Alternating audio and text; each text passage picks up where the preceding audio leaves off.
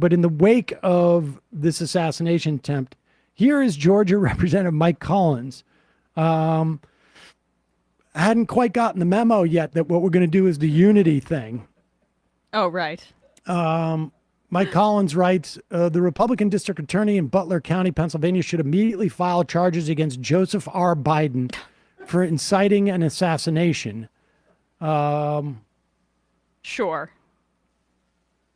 I like this. I like this thread. He can't put two sentences together, but he's also inciting assassinations. They can't decide if he's a doddering old fool or also somebody working with the deep state to kill all white people or something. He writes, Joe Biden sent the orders. Joe Biden on July 8th, 2024. We're done talking about the debate. It's time to put Trump in a bullseye. He said that in private remarks. That would really have to travel quickly for it to be incitement of an assassination. Well, I mean, unless he said it in private remarks to the assassin, yes. Which it does not appear that there's any record of this 20-year-old Republican heading to the White House. I remember when was it Gabby Giffords there's like campaign literature literally putting her in the crosshairs. Oh, there was there was literally campaign literature with him with her in the crosshairs. And I mean, let's be clear, we could spend the rest of the show running ads from Republicans firing weapons. You can find one from a Democrat, Joe Manchin, although now I guess he's an independent. Joe Manchin was the only other one I know who used the weapon. But I'm just going off the top of my head. Jody Ernst in Iowa had a gun and she was talking about, I think, firing at pigs, or I can't remember. Marjorie Taylor Greene. Who was the guy who busted in the fake cop raid, the SWAT raid? I can't remember. There was Dan Crenshaw, and they Dan had Crenshaw. that whole special ops. Yes, there was parachuting from a plane. But I'm just saying, full on firing weapons as a way of indicating their. So this is, this is Republican stock and trade, as it were. Here is Florida Representative Corey Mills.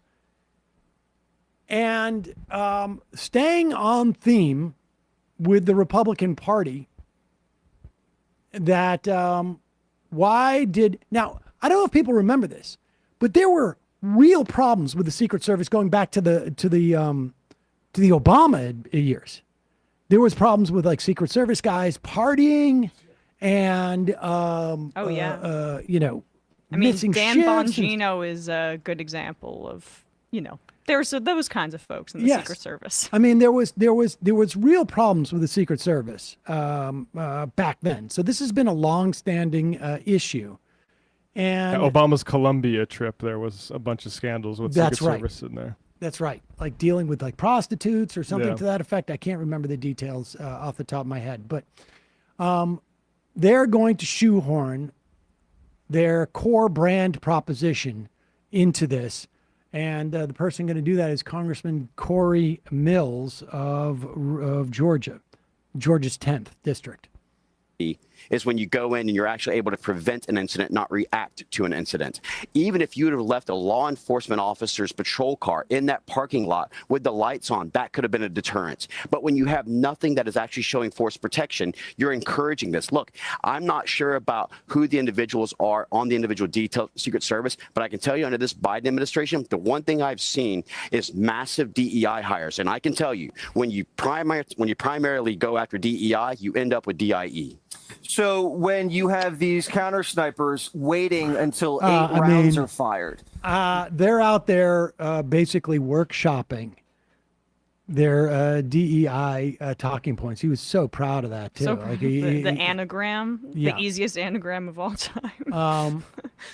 And of course, there's an image there of at least one or two women who are literally putting their bodies between what could be a shooter and the president at that moment.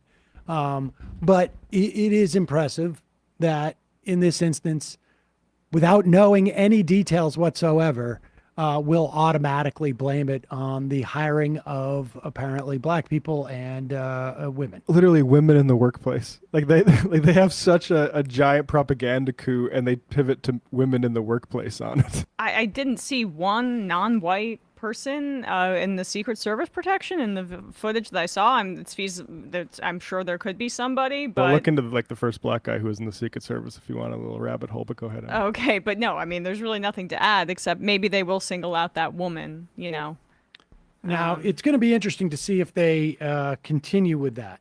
There's been they did a pretty good job of clamping down on this stuff relatively quickly, and just pivoting to we need to pretend that Joe Biden's calling Donald Trump a threat to democracy is the same as Donald Trump saying we should Second Amendment this guy. It's okay if you beat people. It's okay if you go and attack Nancy Pelosi's husband. Can you imagine if Joe Biden mumbled Second Amendment solutions? I mean, honestly. I mean, he did say battle box like 6 times in his reaction, but that was just he was misspeaking. Yeah, they know how hollow it is. I don't think they can actually make the case that it's the Democrats inciting against violence against Trump, because the base is like, hey, but we kind of like the violence part of politics. Let's hold the whole brand proposition of Donald Trump for us. Can you imagine Joe Biden reacting like this? This is September 2023, where Donald Trump talking about Nancy Pelosi and sort of this reference to her husband. And we'll stand up to crazy Nancy Pelosi, who ruined San Francisco.